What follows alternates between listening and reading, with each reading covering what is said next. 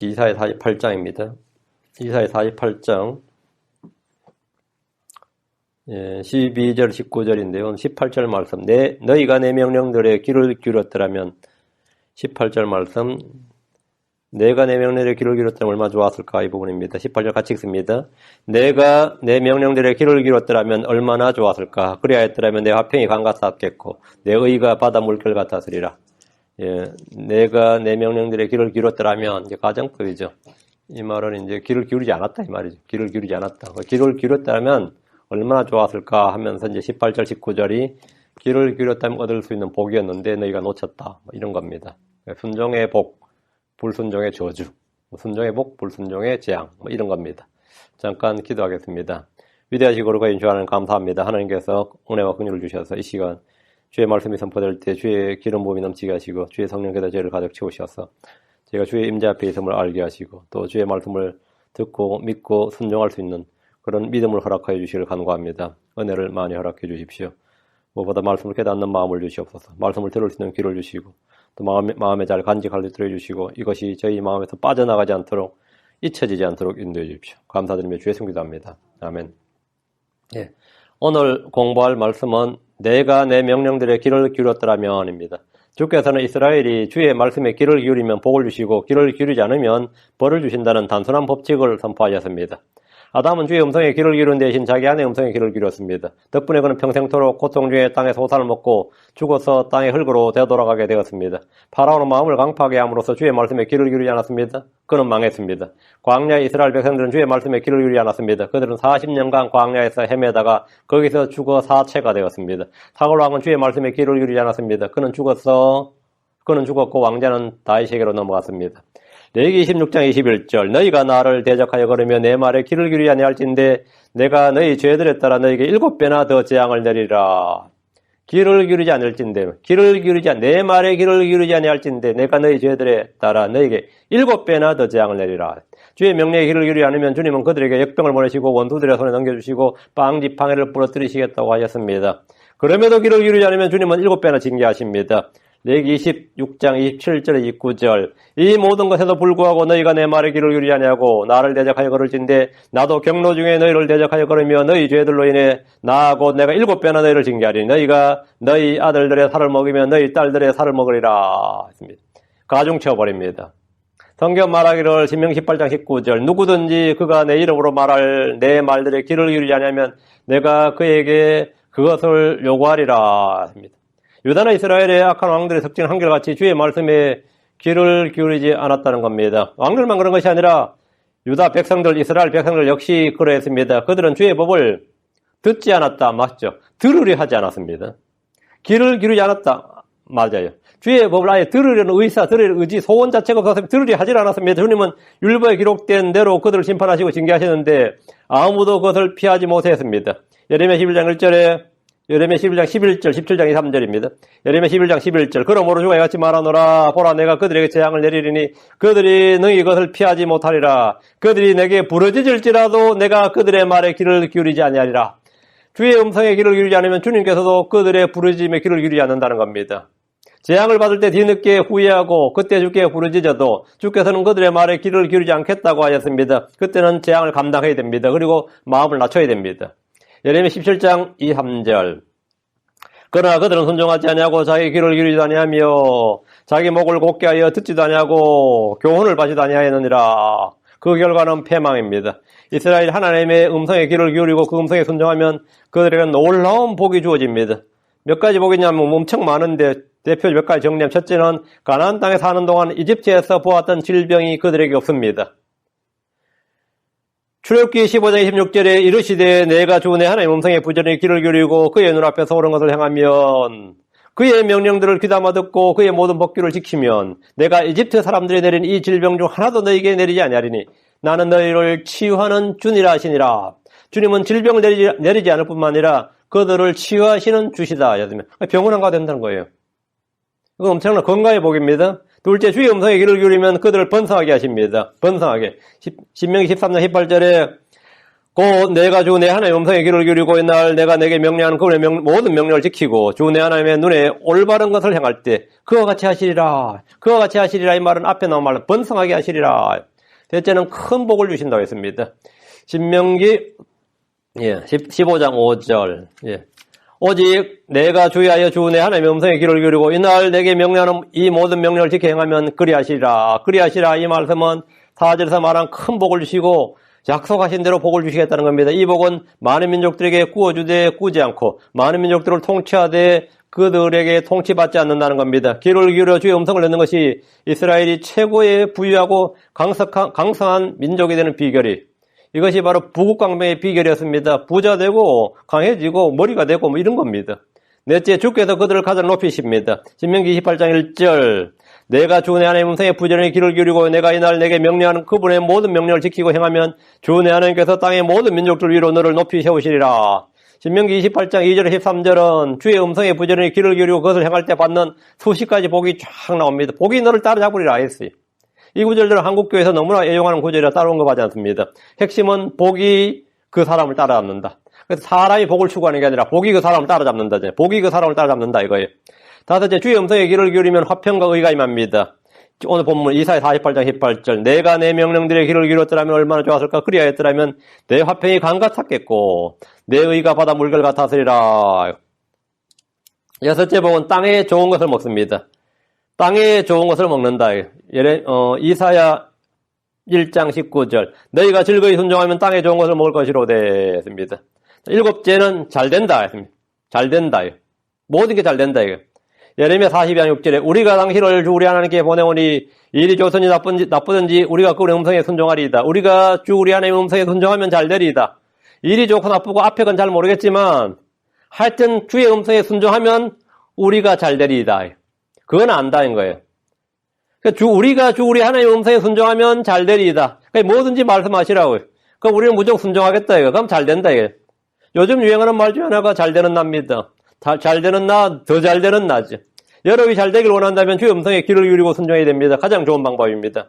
이상은 땅에서 율법을 받은 이스라엘 백성에게 주신 하나님의 복이고 약속입니다. 크리스천들은 주의 음성에 순종하면 하늘에 속한 영적인 복으로 복을 받습니다. 하늘에 속한 모든 영적인 복으로 복을 받습니다. 그게 에베소 1장 3절입니다. 그리고 또 한 가지 아브라함의 복이 우리에게 맙니다. 갈라디아 3장 9절 14절 그런데 이와 같이 믿음에 속한 자들은 믿음이 충만한 아브라함과 함께 복을 받느니라. 아브라함과 함께 복을 받느니라. 아브라함의 복이 만다. 갈라디아 3장 14절 이것은 아브라함의 복이 예수를 통해 이방인들 위해 임하게 하고 또 우리가 믿음을 통해 성령을 약속으로 받게 하려 함이니라. 아브라함의 복이 아브라함과 함께 복을 받고 아브라함의 복이 예수님을 통해서 우리에게 임한다. 여러분 아브라함의 복이 어떤 복인지 알 겁니다. 그 사람은 이제 한국 개혁 성경에는 복의 근원이라고 그러죠. 복의 근원은 예수님이 복의 근원이고요. 복이 되리라.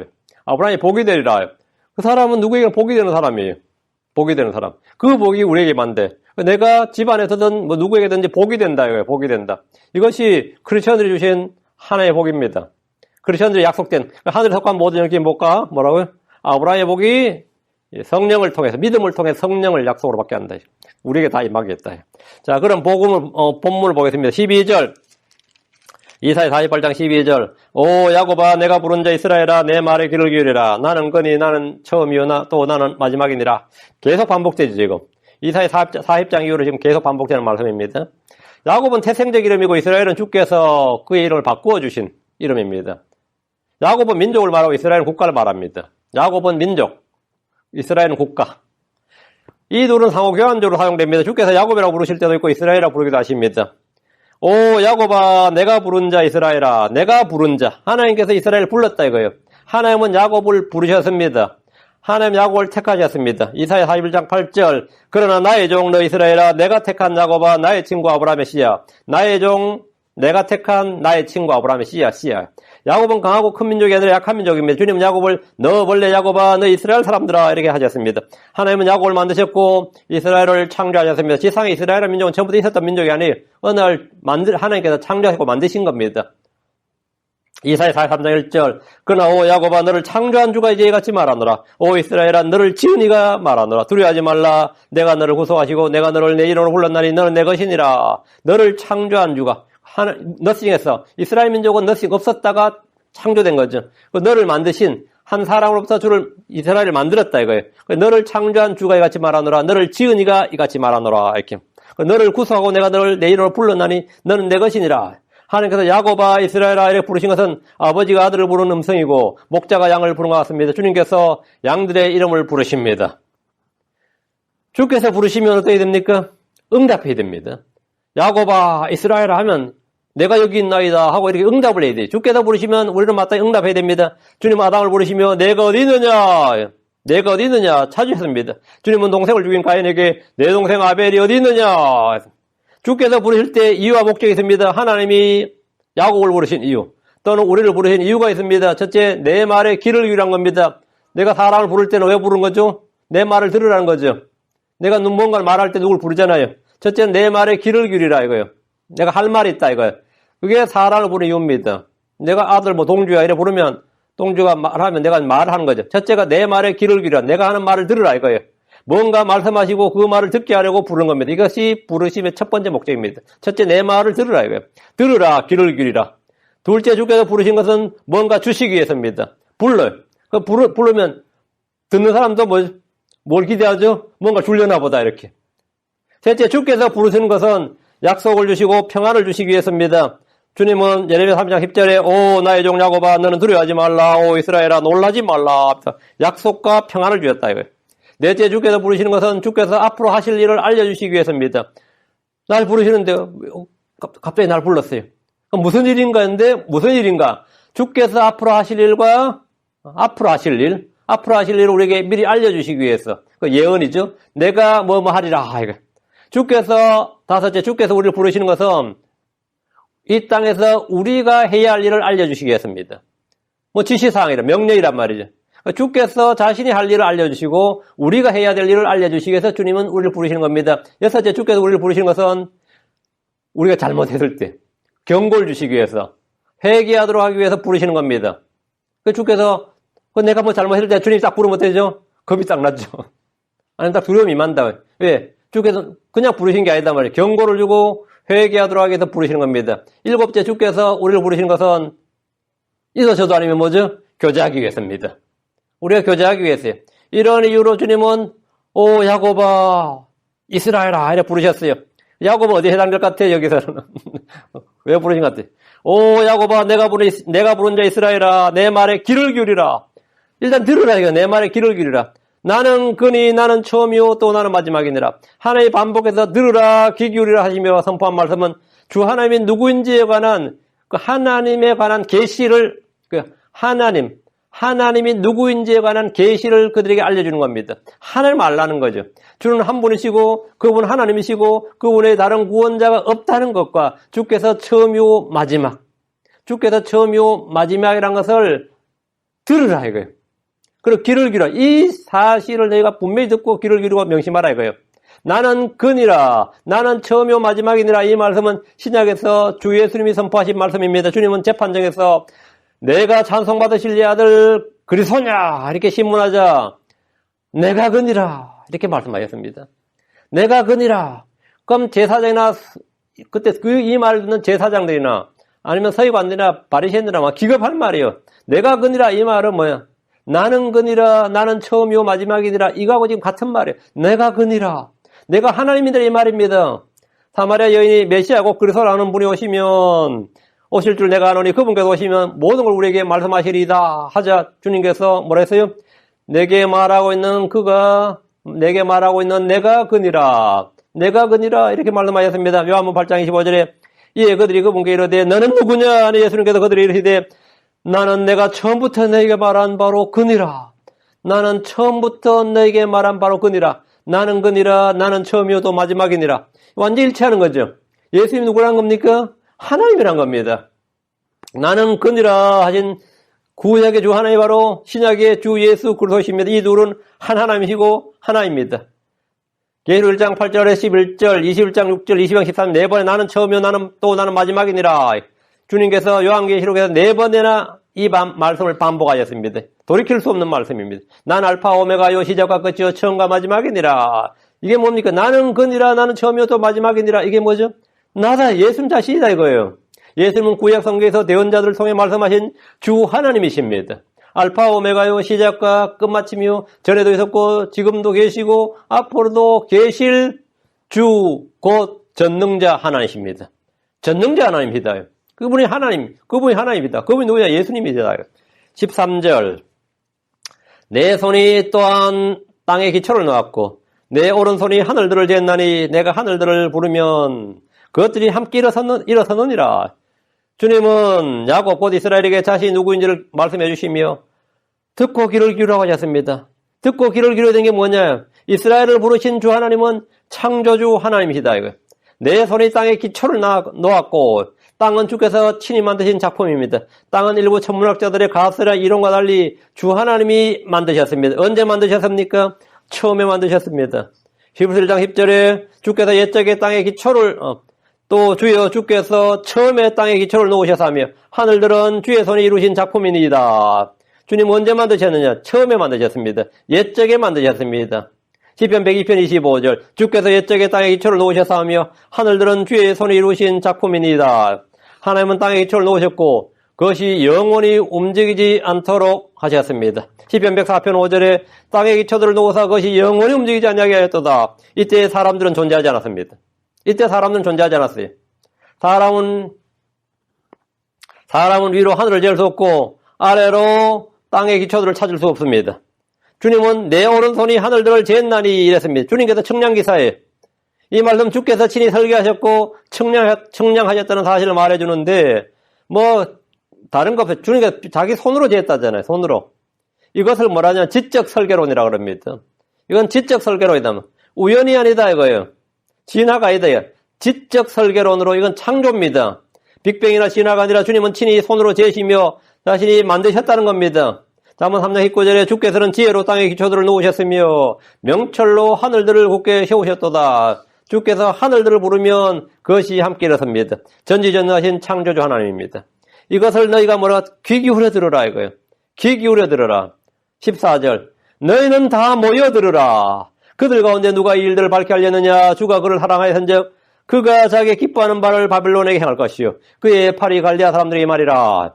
주님은 선포자이십니다. 주님은 알려주시고 보여주시고 말씀해주시는 계시의 하나님입니다. 너희는 다 모여 들으라. 주님은 숨기신 것이 아니라 처음부터 밝히 알려주셨습니다. 주께서 알려주신 것을 알기 위해서는 들어야 됩니다. 귀를 기울여 주의 말씀을 들으면 믿음이 옵니다. 믿음을 통해 우리는 세상들이 하나님의 말씀으로 씌워진 줄을 깨닫게 됩니다. 보이는 것들은 나타나 보이는 것들로 만들어지지 않았습니다. 우리가 아는 것은 우리 스스로 아는 것이 아니라 주께서 말씀해 주시고 알려주신 것입니다. 주께서 말씀해 주셨기 때문에 주님은 이사야 4장 21절 너희가 알지 못하였느냐? 너희가 듣지 못하였느냐? 처음부터 너희에게 알리지 아니하였느냐? 땅의 기초들이 세워질 때부터 너희가 깨닫지 못하였느냐? 그러니까 주님께서 계속해서 못하는 책망을 하시는데 알지 못하였느냐? 듣지 못하였느냐? 알리지 아니하였느냐? 깨닫지 못하였느냐? 왜 알지 못하고 듣지 못하고 깨닫지 못하는 거예요? 믿지 않기 때문입니다. 그래서 너희는 다 모여 들으라. 하나님의 말씀을 들어야 됩니다. 이것은 집회의 중요성을 잘 알려주고 있습니다. 너희는 다 모여 들으라. 너희는 다 모여 들으라. 모이라 이거예요. 각자 개별적으로 하는 게 아니라 너희는 모이라 이거예요. 그리고 선포자가 선포하는 겁니다. 이건 집회의 중요성이에요. 주님은 이스라엘 회중에게 말씀해 주셨습니다. 주님은 교회를 통해 말씀하십니다. 유대인들은 회당에 모였습니다. 거기서 말씀해 주신 겁니다. 우리는 교회로 모입니다. 모이는 일이 적으면 적을수록 교회의 힘은 약해집니다. 그 사람 개개인은 혼자 한다고 하는데 그냥 혼자 열심히 한다고 하는데 책도 읽고 한다는데 영적인 힘이나 믿음은 급격히 약해집니다. 전 지금 저하고 같이 동기들 중에서 성경 꽤 아는 사람 많았어요. 근데 무슨 일로 지금 저는 뿔뿔이 흩어져서 혼자 있는 각기 교회도 지금 잘 안 나오고 그런 형제도 있어요. 믿음 좋은 애 한 명도 없습니다. 시작할 때 꽤 믿음 좋았던 친구들 꽤 많았어요. 진짜 주를 위해 목숨 바칠 것 같았던 형제들도 많았고, 나중에 참 훌륭한 목사가 되겠다 싶은 그런 가망성이 보이는 사람들이 꽤 있었어요. 지금 제가 한국 나와서 그 친구들 물어보면 누구는 어디 있고 누구는 어디 있고 한데, 믿음이 제대로 유지되고 있는 사람이 한 명도 없습니다. 그 사람들이 지식이 약화된 건 아닐 거예요. 여덟 책도 읽고 할 거야, 분명히. 아마 설교도 듣고 할 겁니다. 그럼 믿음이나 모든 것이 완전히 개판되어 있습니다. 물론 자기는 그게 인정 안 할지 몰라도, 믿음, 그 파산난 상태예요. 한 20년이 안 돼, 뭐, 그동안 무슨 사연을 겪어서 교회 안 나간 지 3년, 5년, 뭐, 10년, 뭐, 이런 사람들이 좀 있습니다. 아주 개판돼 있어요. 모이지 않으면 개판되는 겁니다. 모여야 돼. 모인 일이 적으면 적을수록 교회 힘은 약해지고 그 사람 신앙은 약해집니다. 주의 말씀은 모여야 효과적 합니다. 주의 말씀 모이지 않으면 효과적 역사를 못합니다. 히브리 10장 25절에 어떤 사람들의 습관같이 우리 함께 모이는 일을 피하지 말고 서로 권면하되 그 날이 다가옴을 너희가 볼수록 더욱 그리하자 합니다. 기도를 하든 찬양을 하든 말씀을 선포하든 듣든지 모두 다 모여서 하는 일이 혼자 하는 것보다 훨씬 더 유익하고 성경적입니다. 혼자 기도하는 것보다 모여서 기도하는 게 더 나아요. 혼자 찬양하는 것보다 모여서 함께 찬양하는 게 훨씬 낫습니다. 말씀을 선포하는 것 혼자 하는 것보다는 모여서 하는 게 훨씬 낫습니다. 듣는 일도 마찬가지입니다. 혼자 듣는 것보다 모여서 듣는 게 훨씬 더 낫습니다. 혼자 하는 것보다는 훨씬 더 유익하고 성경적입니다. 너희는 다 함께 모여서 들으라. 14절입니다. 그들 가운데 누가 이 일들을 밝게 하려느냐? 그들 가운데 누가 이 일들을 밝게 하려느냐? 처음부터 있었던 일, 하늘과 땅의 창조, 사람들 안에 사람 영을 잇는 일 등은 학자들이 밝혀낸 진리가 아닙니다. 그건 전설이나 신화가 아닙니다. 점쟁이들이나 마술사들이 알아낸 밝혀준 것이 아닙니다. 이 모두는 주께서 친히 밝히셨습니다. 우리는 주께 들은 것, 믿는 것을 밝게 알려야 할 뿐 아니라 우리는 그것을 누군가에게 전달해줘야 됩니다. 전달해줘야 돼요. 이사야 42장 9절에 보라 이전 일들은 이미 이루어졌느니라 내가 새 일들을 밝게 알리노니 곧 그 일들이 일어나기 전에 내가 너에게 그 일들에 대하여 말하노라. 주께서 이전 일들을 즉 이미 이루어진 일들을 알리셨고 새 일들 즉 아직 일어나지 않는 일들을 일어나기 전에 알리셨습니다. 주께서 말씀하셨습니다. 이사야 46장 10절 내가 처음부터 끝을 밝게 알리며 아직 이루어지지 아니한 일들을 예적부터 밝게 알리고 이르기를 나의 계획이 설터이니 내가 나의 기뻐하는 모든 일을 이루리라 하였노라. 주께서 말씀하신 것이 이루어지고 말씀하신 것이 일어나는 것이 세상에 일어나는 어떤 일도 주께서 말씀하지 않는 것이 일어나는 것이 없습니다. 우리는 주께 받은 것을 밝게 알려야 되는데 이것이 증인이 하는 일입니다. 이것이 전도입니다. 대언자들과 사도들은 주께서 받은 것을 밝게 알렸습니다. 우리는 먼저 받은 이들이 전해준 말씀을 듣고 그것을 받아서 다시 전해주고 그 사람들은 또 다른 사람들에게 전해줄 수 있도록 해야 됩니다. 디모데후서 2장 2절에 또 내가 많은 증인들 가운데서 내게 들은 것들 바로 그것들을 신실한 사람들이 맡기라. 그들이 또한 다른 사람들을 가르칠 수 있으리라. 바울은 말하기를 고린도서 15장 3절에 내가 또한 받은 것을 무엇보다 먼저 너에게 전하였노니 이랬습니다. 여러분이 받은 게 뭡니까? 그럼 그것을 전하면 됩니다. 그것을 전하면 됩니다. 주님이 알려주셨지만 그것을 듣고 믿은 사람들이 전하지 않으면 아무도 들을 수 없고 믿을 수가 없습니다. 성경은 이사야 41장 26절 이사야 41장 26절 누가 처음부터 밝히 보여 우리가 알게 하였느냐 또 예전부터 밝히 보여 우리가 그분을 의로시도록 하게 하였느냐 참으로 보여주는 자도 없고 참으로 밝히 알려주는 자도 없으며 참으로 너희 말을 듣는 자도 없도다. 한마디로 말하면 전도자가 없다 이 말입니다. 말씀 선포자가 없어요. 주님은 분명히 밝히 보여주셨습니다. 알려주셨는데 참으로 보여주는 자도 없고 참으로 밝히 알려주는 자도 없으며 참으로 너희 말들을 듣는 자도 없도다. 이것은 뭐냐 목자의 게으름이죠. 그리고 성도들이 말씀의 무지를 촉발한 겁니다. 말씀의 무지하면 당연히 믿음은 없는 거죠. 그럼 다 마귀의 밥이 되는 겁니다. 다시 14절입니다. 주가 그를 사랑하였은즉 그는 자기 기뻐하는 바를 바벨론에 향할 것이요. 그의 팔이 갈대아 사람들이 말이라. 주가 그를 사랑하였은즉 주가 그를 사랑하였. 이 구절 역사적으로 고레스에 관한 말씀입니다. 하나님께서 고레스에게 기름을 부으시고 그를 통해 바벨론을 심판하시는 겁니다. 주님은 고레스를 나의 목자, 나의 기름 부음 받은 자라고 하셨습니다. 고레스는 바벨론에 대한 주의 심판을 집행하고 유대인들을 풀어주고 성전 건축을 명령했습니다. 예언적으로 그는 예수를 섭니다. 예수는 주의 날 큰 바벨론을 멸하시고 유대인들을 괴롭히는 땅의 왕들과 짐승과 거짓 대언자를 멸하십니다. 여기서 우리가 배울 수 있는 영적 교훈은 주께 쓰임 받은 자들도 주께 쓰임을 받았다. 크게 쓰임을 받았다. 주께 크게 쓰셨다는 것. 그런 자들도 언제든지 주께 버림받을 수 있다는 겁니다. 주께 쓰임 받은 사람들 중에는 자신이 기름 부음 받았다, 은사를 받았다, 크게 쓰임 받는 종이라고 자랑하지만 또 사람들이 막 높여주지만 훗날 얼마든지 버림받을 수 있습니다. 고린도서 9장 21절에 오직 내가 내 몸을 억제하여 복종시킴은 내가 다른 사람들에게 복음을 선포한 뒤에 어떤 방법으로든 내 자신이 버림받은 자가 되지 않게 하려 함이니라. 바울 사도가 많이 쓰임받았죠. 그런데 내가 내 몸을 억제하여 복종시킴은 내가 다른 사람들의 복음을 선포한 뒤에 어떤 방법으로 내 자신이 버림받은 자가 되지 않게 하려 함이니라. 타에게서 버림받은 자가 되지 않게 함이라 이 말이. 사람들이 낫을 쓰고 나서 그 낫을 귀하게 썼다고 해서 자기 안방에, 거실에 두는 사람은 없을 겁니다. 당연히 헛간에 두죠. 괭이를 쓰든 삽을 쓰든 여러 뭘 쓰든지 도구는 훌륭하게 잘 쓰고 나서는 다 헛간에 둡니다. 어떤 사람이 주님께 다 잘 쓰임 받고 나서 하나님께 헛간에 두시면 어떻게 되겠어요?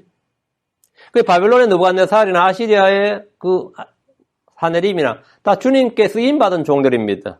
주님께 쓰임 받았어요. 다 쓰임 받고는 어떻게 되는 거죠? 주님께서 징계를 하시는 거예요. 다 썼단 말이에요. 그건 순수한 그냥 툴이에요. 그냥 도구에 불과했습니다. 사도 바울은 자신이 복음을 전하는 이방인의 교사, 이방인의 선포자, 이방인의 사도로 쓰임받았습니다. 그러나 자신은 언제든지 뭐라고요? 내 자신이 버림받은 자가 되지 않기 위해서. 내 자신이 버림받은 자가 되지 않기 위해서. 그건 하나님과의 교제의 문제입니다. 내가 교만하고 내가 일만 했다고 자랑했다고 하는 하나님께서 끊으면 일은 끝이에요. 일이란 것은 하나님께서 주시는 것이고 하나님께서 그만하면 그만인 겁니다. 이건 구원 이야기가 아닙니다. 많은 목회자들이 큰 목회를 하다가 그냥 한 방에 가는 사람들 많이 있습니다. 한 방에 가는 사람들 많이 있어요. 그냥 그 가늘게 해도 길게 오래 하는 사람, 죽을 때까지 하는 사람이 있고, 그렇게 진짜 고명하신 분을 여기서 뵙게 되어서 반갑습니다. 기쁩니다. 할 만큼 그런 목회들도 많이 있어요. 근데 언제는 흔적도 없이 사라집니다. 흔적도 없이. 사도 바울은 자신이 버림받은 자가 되지 않기 위해서 절제했습니다. 절제하지 않고 교만하면 하나님께서 뚝 끊으시는 겁니다. 그 사람이 구원이 끊어졌다는 말이 아닙니다. 진짜 어느 날 끊어져요. 그래서 지금 뭐 하고 있나 보면 골프 치고 다니고 있어요. 골프, 목사가 이제 은퇴하고 좀 빨리 은퇴했습니다 하고 골프 치고 다니고 있어요. 그러니까 당신은 목사 직업을 할 때만 저는 복음 전하고 이제 목사 안 하면 지금 복음 안 전하냐 그러면 내가 크리스천이어서 하나님 종에서 복음 전한 거지 목사란 직업을 가졌을 때는 복음 전하고 이제 은퇴해서 이제 골프 치고 다니는 거예요? 그래서 이제 되게 좋다면서 친구 목사들한테 빨리 은퇴하고 같이 골프 치자고 막 그래요. 빨리 은퇴하고 같이 골프 치자고. 그게 좋은 게 아니에요, 지금. 15절입니다. 나 곧 내가 말하였고 참으로 내가 그를 부르며 그를 데려왔나니 그가 자기 길을 형통하게 하리라. 주께서 고레스에 대해 말씀하셨고 주께서 그를 부르셨고 그를 데려왔습니다. 그가 자기 길을 형통하게 하리라. 이 말씀은 주께서 그에게 기름을 부으시기 때문입니다. 고레스는 페르시아 제국을 건설했고 형통했습니다. 그는 주 하나님을 알았습니다. 그는 하나님의 백성들에게 자유를 주었습니다. 그는 주의 성전을 건축했습니다. 사람은 누구나 자기 길을 형통하게 하고자 애를 씁니다. 어떻게 하면 성공할 수 있을까? 어떻게 하면 형통하게 할 수 있을까? 어떻게 하면 그런 건 누구나 신자 불신자 가리지 않습니다. 신자들은 좀 더 고매한 방법을 쓰는 거죠. 뭐 하죠? 기도 열심히 하지. 새벽 기도하지, 금식 기도하지, 철학 기도라든지 릴레이 기도라든지 주로 기도를 많이 하죠. 근데 복 받는 방법을 찾는 거죠. 형통하기 위해서. 여러분이 저나 다 똑같습니다. 이건 다 똑같아요. 성경 우리가 형통하게 되는 방법을 알려줍니다. 형통하게 하는 방법. 여호수아 1장 8절이에요. 너는 이 율법책을 내 입에 전하지 말게 하며 밤낮으로 그것을 묵상하여 그 안에 기록된 모든 것에 따라 지켜 행하라. 그리하면 내가 내 길을 형통하게 하며 또한 크게 성공하리라. 이것이 우리가 우리 자신의 길을 형통하게 하는 유일한 방법입니다. 다윗의 아들 솔로몬에게 유언으로 이 말씀을 남겼습니다. 열왕기상 2장 3절에 모세 율법에 기록된 대로 주 내 하나님의 책무를 지켜 그분의 길들로 걸으며 그분의 법규와 명령과 판단의 법도와 증언을 지키라. 그리하면 내가 하는 모든 일에서 또 내가 어디로 향하든지 형통하리라. 똑같은 말씀이죠. 주님께서 여호수아에게 한 말이라 다윗이 아들 솔로몬이 한 말 똑같은 말이에요. 형통의 방법을 찾는 이들이 많지만 이미 계시된 말씀을 따라 믿음으로 행하는 사람들은 그리 많지 않습니다. 이미 주님께서는 형통의 방법을 알려주셨습니다. 고레스의 형통함이나 여호수아의 형통함이나 다윗의 형통함은 모두 말씀을 지키고 행하는 데서 나왔습니다. 사도 요한은 가요에게 쓴 편지에 사랑하는 자여 무엇보다 내 혼이 형통한 것 같이 내가 형통하고 건강하기를 내가 바라노라. 여기서 삼중복음 이게 나왔어요. 여기서 사랑하는 자여 사도 요한이 가요에게 사랑하는 자여 무엇보다 내 혼이 형통한 것 같이 가요의 혼이 형통하다. 가요는 어떤 사람인 거죠? 말씀을 듣고 지키고 행하는 사람이에요. 내 혼이 형통한 것 같이 내가 형통하고 혼이 형통하면 내가 형통한 거죠. 건강하기를 내가 바라노라. 편지에 썼는데 가오이가 지금 건강이 안 좋은 거예요. 몸이 안 좋은 거예요. 그러니까 지금 네 혼이 형통하듯이 네 몸도 그렇게 건강하기를 사도 요한이 지금 편지에 쓴 건데 이게 지금 한국교회에서는 좀 이상하게 돌아가고 있어요. 이 설교가 지금 이 말씀이 어쨌든 형통하다. 형통하는 방법은 같다 이거예요. 누구든지 형통하는 방법 같아요. 먼저 자신의 혼의 형통함을 추구하는 겁니다. 주께서 우리에게 말씀하셨고 우리를 부르셨고 우리를 데려오셨습니다. 주께서 우리에게 기름을 부으셨습니다. 우리는 인생을 운에 맡기지 않습니다. 그렇다고 우리는 이를 악물고 자신의 길을 노력으로만 개척하려고 하지 않습니다. 운과 노력이 절묘하게 조화할 일은 아닙니다. 우리는 믿음으로 형통함을 추구합니다. 우리는 언제나 하나님의 말씀을 믿음으로 형통함을 추구합니다. 16절. 그럼 인생 지나고 나면 형통했다고 고백할 수 있습니다.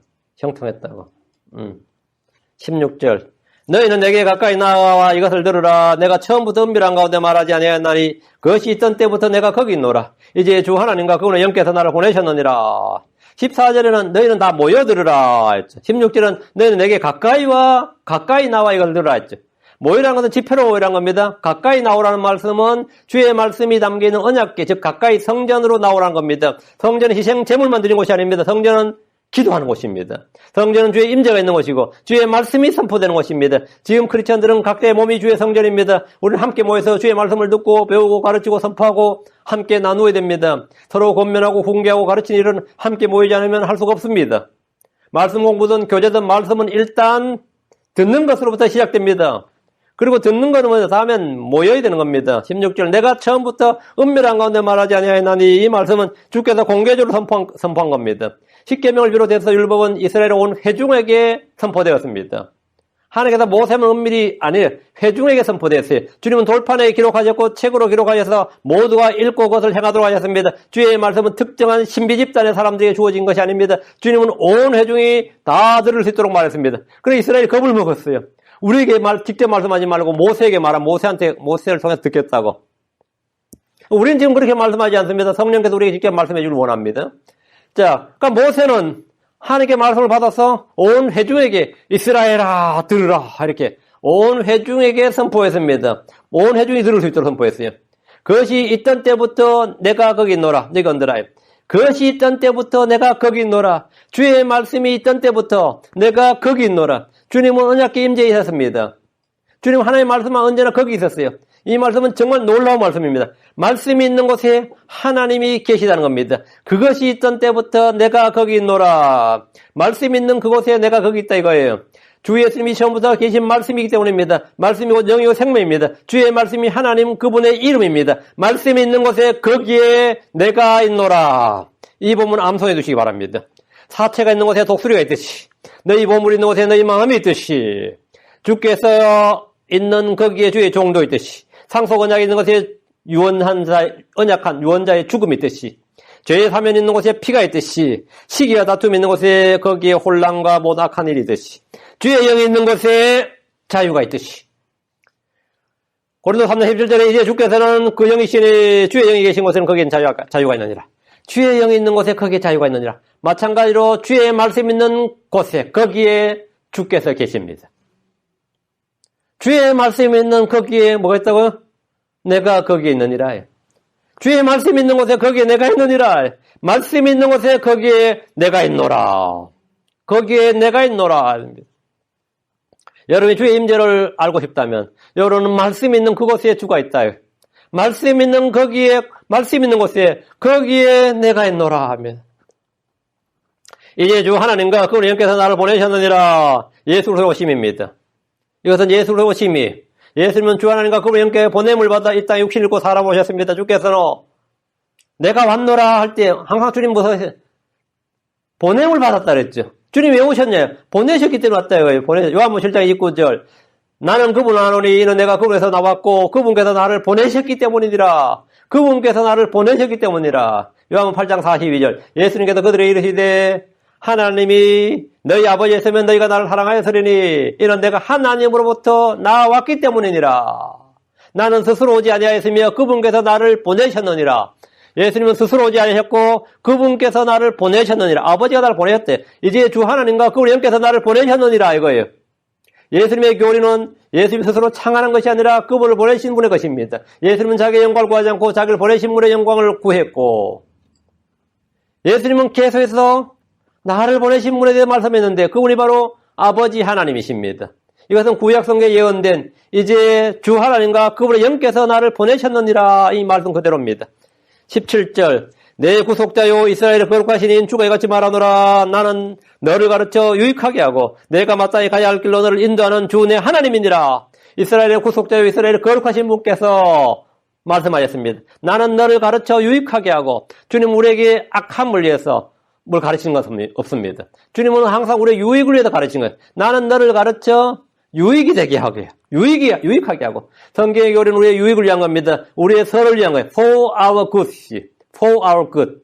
우리는 이제 이거를, 우리 금정리는 너희 행복을 위하여 이렇게 되는데, For thy goodness. 너희의 선함을 위하여. 모든 것이 합력하여 선을 이룬다 이거예요.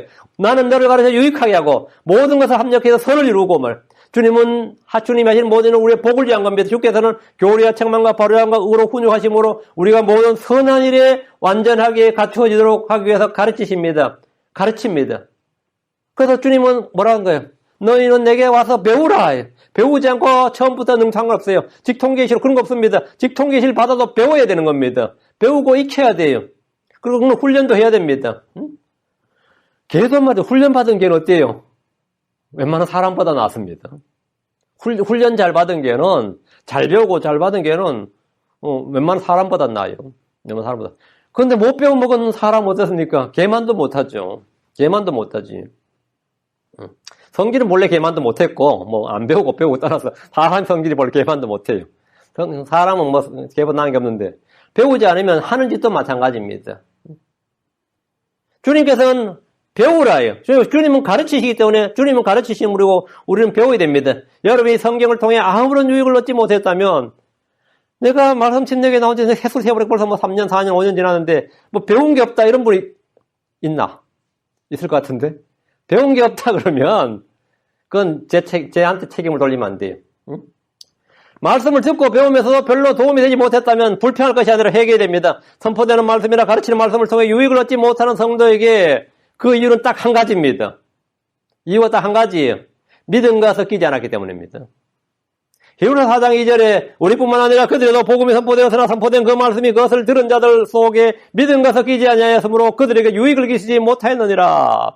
그들에게 유익을 끼치지 못하였느니라. 말씀을 듣고 믿어야 됩니다. 그런 말씀이 유익을 끼칩니다. 내게 유익이 된 말씀이 있다면 그것을 행해야 됩니다. 그것이 내게 유익이 되고 그것이 내게 은혜가 되고 그것이 내게 복이 됐다면 그 말씀을 가지고 그것을 전해야 됩니다. 그 말씀을 행해야 돼요. 그럼 그 말씀이 내게 유익이 된 말씀은 다른 사람에게도 유익이 됩니다. 믿는다고 하면서 내가 은혜를 받았는데 행하지 않으면 그 은혜는 사라집니다. 빛이 임하면 빛은 빛의 속도로 사라져요. 그렇게 은혜로운 말씀이 생각이 안 나요. 분명히 내가 은혜를 받아서 생각했는데 그게 며칠 지나고 나면 아무리 생각이 안 납니다. 아무리 생각이 안 나요. 행하지 않으면 그걸 붙들어 둘 수가 없어요. 내가 받은 은혜를 간직하는 방법은 행하는 겁니다. 그럼 다른 사람의 유익을 줄 수 있습니다. 야고보서 2장 14절에 내 형제들아 사람이 자기가 믿음이 있다고 말하면서 믿음이 있겠죠. 그렇잖아요. 믿음이 있겠지. 믿음이 있다고 말하면서 행위가 없으면 그것이 무슨 유익을 주느냐 믿음이 그를 구원할 수 있겠느냐. 제가 아는 형제 목사가 있어요. 저보다 목회를 먼저 시작했는데 저한테 질문을 하더라고. 그게 뭐냐면 겨자씨 할 만한 믿음이 있으면 산에게 말해서 바다로 던져줘라 하면 그거 된다 그러잖아요. 근데 나한테는 겨자씨 할 만한 믿음이 없나? 아니, 그 고민이지. 목회하면서 고민을 말하는 거지.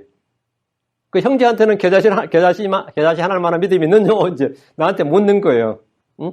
그 자기 고민을 하면서 이제 돌아왔는데 제가 답을 선택해주기가 상당히 모든 크리스천들이 산을 움직이는 사람 잘 못 봤다, 이거, 자기가 목회 20년 넘게 했는데, 자기 자신도 그렇고, 산을 움직이는 사람 별로 못 봤다, 이거야. 그러면, 나 자신도 그렇고, 성도를 다 겨자씨 하나할 만한 믿음이 없어서 지금, 겨자씨 하나할 만한 믿음 심는데 20년도 더 걸리냐, 이거예요.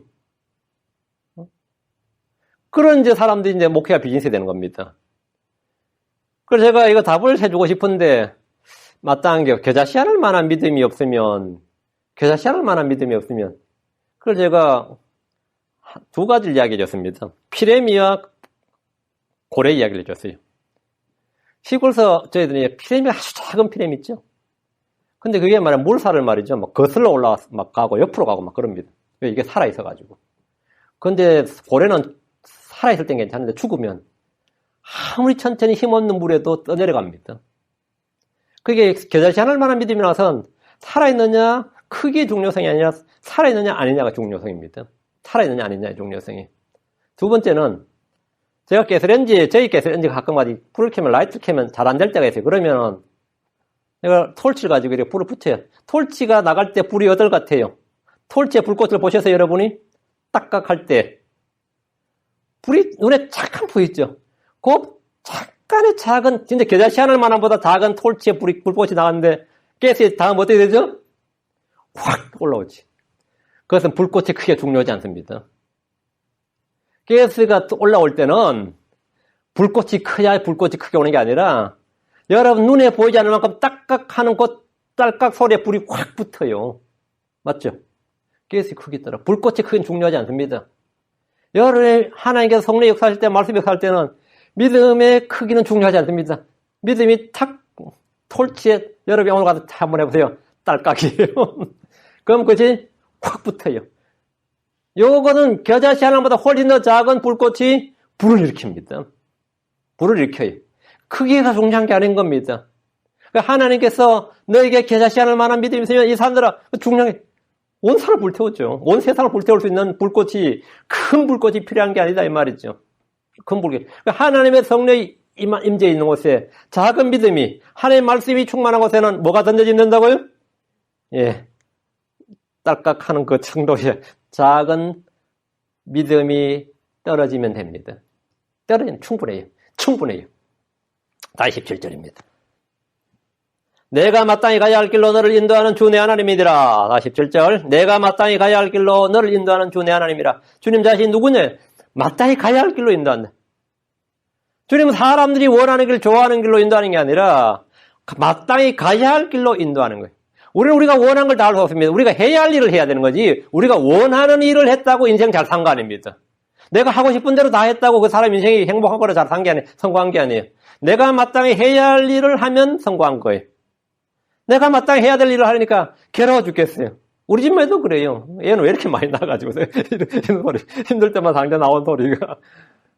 마땅히 해야 할 일만 하면 되는데 그 마땅히 해야 할 일이 뭐예요? 힘들죠. 그게 마땅히 해야 될 일을 하다 보면 내가 하고 싶은 일 하나도 못합니다. 내가 하고 싶은 일 하나도 못하지.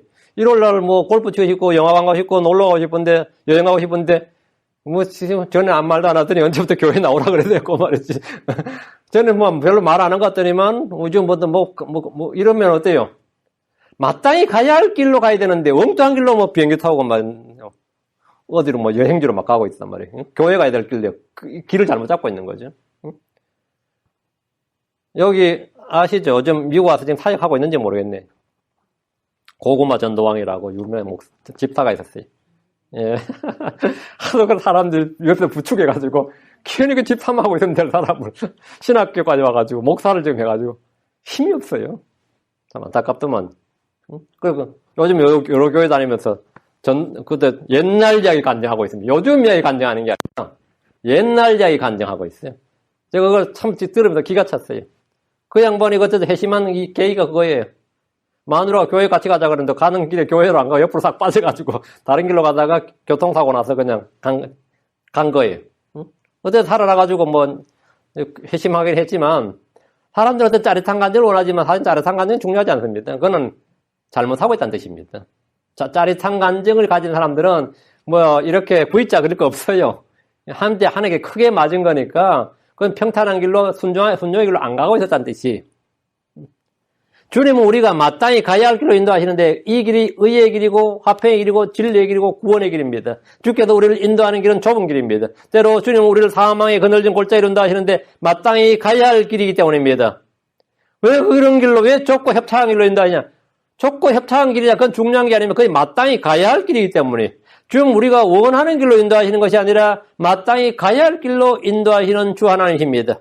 시편 32편 8절에 내가 너를 훈계하며 내가 가야 할 길로 너를 가르치고 내 눈으로 너를 지도하리라. 그 길은 십자가의 길입니다. 자기를 부인하고 자기 십자가를 지고 주님께서 남겨놓은 발자취를 따라서 걸어야 하는 길입니다. 다윗은 기도하기를 시편 143편 8절 내가 주를 신뢰하오니 아침에 나로 하여금 주의 인자하심에 대하여 듣게 하소서. 내가 주를 향해 내 혼을 들어올리오니 나로 하여금 내가 마땅히 가야 할 길을 알게 하소서라고 했는데 우리는 이 길을 알아야 됩니다. 18절, 이사야 48장 18절. 내가 내 명령들의 길을 기울였더라면 얼마나 좋았을까? 그리하였더라면 내 화평이 강 같았겠고 내 의가 바다 물결 같았으리라. 그러나 너희는 그것을 원치 않아 했도다. 주님의 가정법이 주님께서 여러 번 가정법을 쓰셨습니다. 여러 번.